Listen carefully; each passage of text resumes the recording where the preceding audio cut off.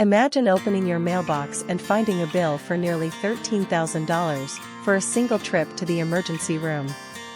You were there for 4 hours. You got some tests, a couple of stitches, and sent home with a prescription. $13,000.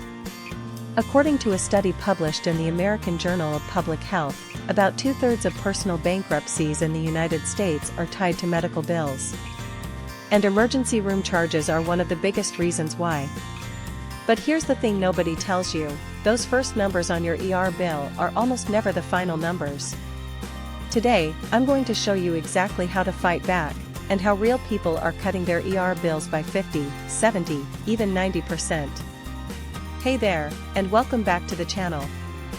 If you're new here, I've spent 15 years in medical billing helping everyday people push back against bills that are confusing, inflated, or just plain wrong. In this video, you're going to learn the 6 specific strategies that work best against emergency room bills, including one federal law from 2022 that most people have never heard of, but that could wipe out huge chunks of your balance. I'll walk you through each one, then I'll show you a real-world example with real dollar amounts so you can see exactly how it plays out. Stick around to the end, because the last strategy alone has saved patients tens of thousands of dollars, and most hospitals are required by law to offer it. Before we dive in, this video is for educational purposes only and is not legal or financial advice. Always consult a qualified professional for your specific situation. Okay, let's get into it. The first thing you need to know is that an ER bill isn't one bill. It's usually several bills, from several different companies, all mashed together in your mind because they arrived around the same time. You'll typically get a bill from the hospital itself, that's called the facility fee. Then a separate bill from the emergency room doctor, who is often not employed by the hospital. Then possibly another bill from the radiologist who read your x-ray, and another from the lab that ran your blood work. Think of it like ordering a pizza and getting separate charges from the restaurant, the delivery driver, the cheese company, and the guy who grew the tomatoes. It's ridiculous, but it's the system we have. The biggest and most shocking charge is almost always the facility fee. This is basically what the hospital charges you just for using the emergency room, before any care even happens. According to a 2022 report from the Healthcare Cost Institute, average ER facility fees rose more than 50% between 2012 and 2019. And here's the wild part, hospitals assign a level to your visit, from level 1 for the most minor to level 5 for the most severe. Higher level equals higher price. And these levels are frequently coded incorrectly, usually in the hospital's favor. So step 1 is knowing what those charges actually are. Now let's get you the document that shows every single one of them. What the hospital first sends you is called a summary bill. It might just say something like emergency services, $8,400. That's it. No breakdown. That's like going to the grocery store and getting a receipt that just says groceries, $340. You'd want to know if they charged you $9 for a banana, right? Call the billing department and say these exact words, "I'd like to request a fully itemized bill with CPT and HCPCS codes." Those are the standardized codes hospitals use for every service, supply, and procedure. You're legally entitled to this bill under federal patient rights rules. When it arrives, get ready, it can be 20 pages long. And that's where the errors hide. According to the Medical Billing Advocates of America, up to 80% of medical bills contain at least one error. Duplicate charges. Services you never received. A $20 Tylenol. I've seen patients billed for a maternity kit when they were a 60-year-old man.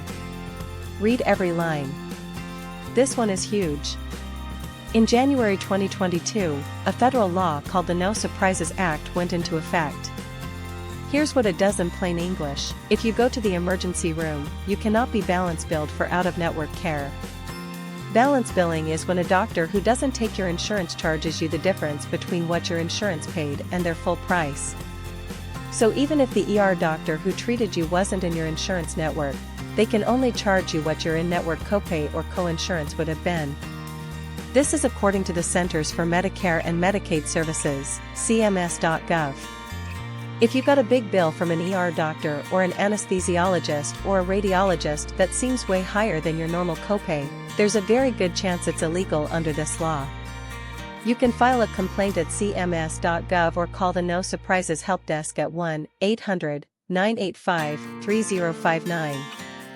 And I'll put that number in the description below.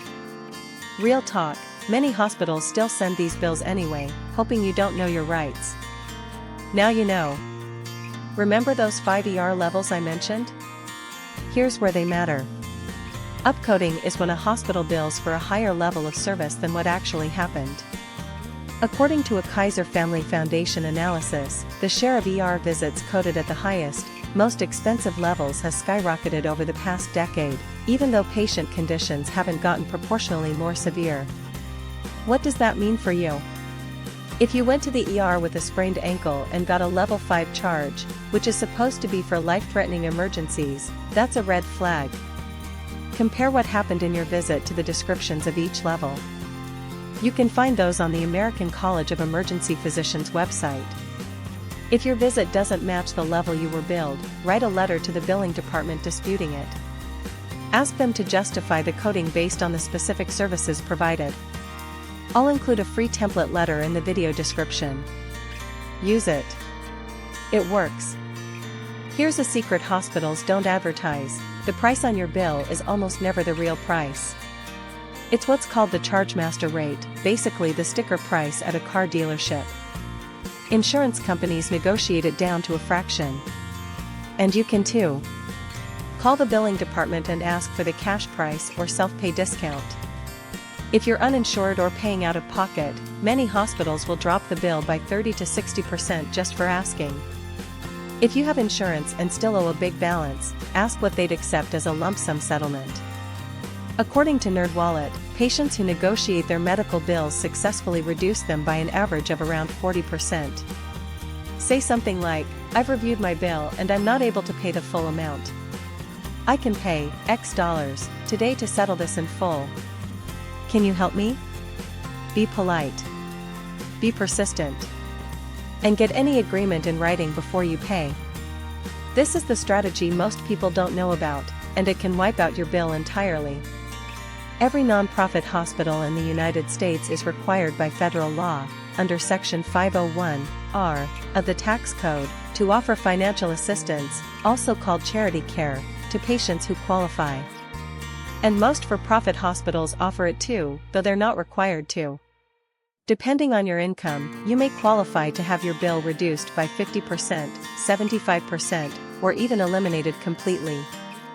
According to a 2022 Kaiser Family Foundation report, many patients who qualify never apply, often because the hospital never told them the program exists.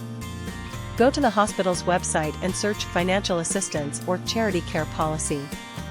Or just call and ask. You'll fill out a short application with income information, usually a pay stub or tax return. Even people earning up to 400% of the federal poverty level qualify at many hospitals. That's over $60,000 a year for a single person at some systems. Let me walk you through a real example so you can see how this all fits together. We'll call her Sarah. Sarah is 34, has a job as a teacher, and makes about $52,000 a year. She went to the ER for severe abdominal pain. She got a CT scan, some blood work, and 4 with pain medication, and was sent home after 4 hours with a diagnosis of a kidney stone.